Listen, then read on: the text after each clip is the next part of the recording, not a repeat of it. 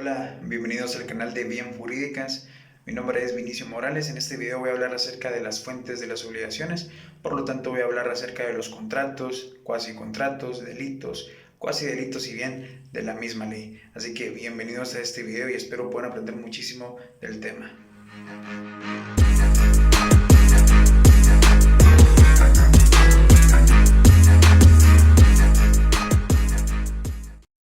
Perfecto. Para entender de mejor manera cuáles son las fuentes de las obligaciones o bien qué son las fuentes de las obligaciones, es importante establecer que toda obligación debe tener un génesis, una fuente jurídica, es decir, originarse de un hecho o acto jurídico. De la misma manera lo explica el artículo 1319 del Código Civil, donde nos indica que toda obligación es resultante de un acto o declaración de voluntad.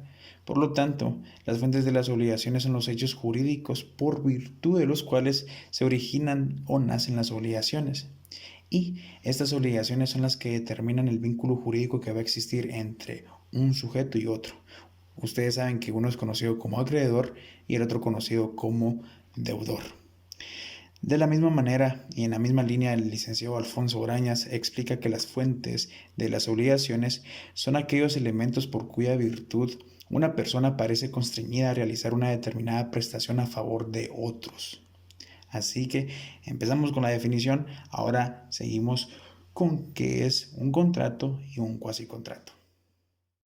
Perfecto. Comencemos con las obligaciones provenientes del contrato. Con base a los elementos que ustedes pueden ver ahora mismo en pantalla y de conformidad con el artículo 1517 del Código Civil, podemos establecer que un contrato es un acuerdo de voluntades entre dos o más personas con la finalidad de crear, modificar o bien extinguir una obligación. Recordemos que las obligaciones pueden ser de hacer, de no hacer o bien de dar. Ahora bien, hablemos de las obligaciones provenientes de hechos lícitos sin convenio, es decir, de los cuasicontratos. Cuando hablamos de los cuasicontratos estamos hablando de aquellos hechos voluntarios que no son convencionales, pero que son lícitos y aceptados por la ley. Por lo tanto, los mismos son susceptibles de generar obligaciones. Para entender de mejor manera la diferencia entre un contrato y un cuasicontrato, a continuación les traigo un ejemplo bastante acertado y que ustedes van a poder entender.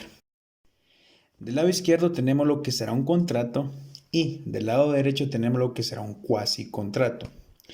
Como contrato escogí el mandato y como cuasicontrato escogí a la gestión de negocios. ¿Pero por qué? La razón es porque estos dos tienen similitudes y nos van a ayudar a entender la diferencia que existe entre un contrato y un cuasicontrato. Por mandato entendemos que una persona va a encomendar a otra la realización de uno o más actos o negocios. Acá hay voluntad por la persona, por parte de la persona de que otra haga uno o más actos en representación de la misma o bien sin representación.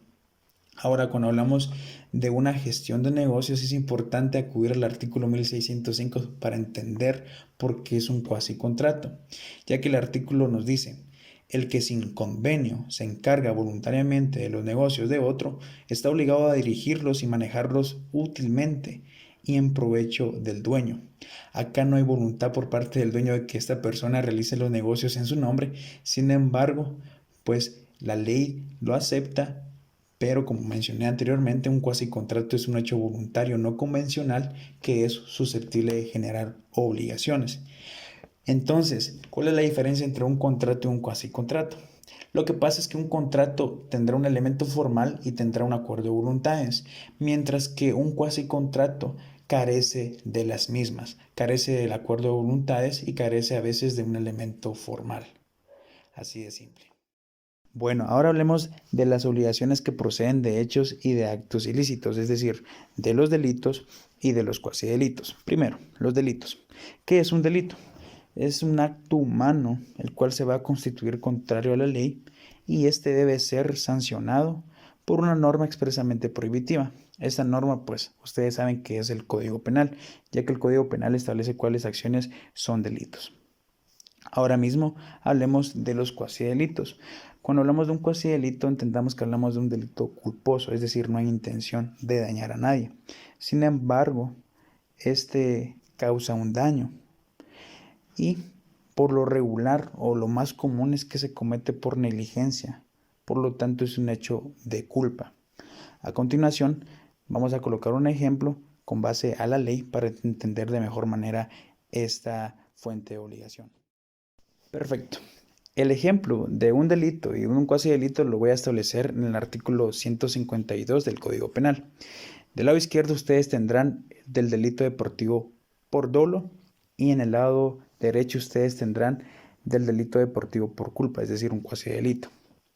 Establecemos que por dolo se comete cuando una persona, aprovechando su participación en el ejercicio de cualquier deporte, causare de propósito, es decir, con intención y con infracción a las reglas o indicaciones correspondientes, un resultado dañoso a otro, y éste tendrá que ser responsable del hecho resultante. Ahora bien, cuando hablamos de un cuasi delito, es decir, de un hecho culposo, estamos hablando que si el resultado dañoso se causare sin propósito, es decir, sin intención, pero con infracción de las reglas o indicaciones respectivas, el responsable será sancionado a título de culpa. Para entender esta fuente de obligación, tenemos que entender que el Código Civil dice que todo daño debe indemnizarse. Por lo tanto, vamos a leer los artículos 1645 y 1646. Dice, toda persona que cause daño o perjuicio a otra, sea intencionalmente o bien por descuido o imprudencia, está obligado a repararlo. Y sigue, dice, el responsable de un delito doloso o bien culposo está obligado a reparar a la víctima con los daños, por los daños o perjuicios que le haya causado. Así que acá entendemos por qué la fuente de la obligación parte de un delito y de un cuasi delito, es decir, de un delito culposo. Y finalizamos el video con la última fuente de la obligación, es decir, la ley. ¿Pero por qué la ley? Como ustedes bien saben, todo el video fue con base a artículos del Código Civil o bien del Código Penal. Podemos establecer que es la misma norma que establece cuando las obligaciones provienen de distintos actos o hechos.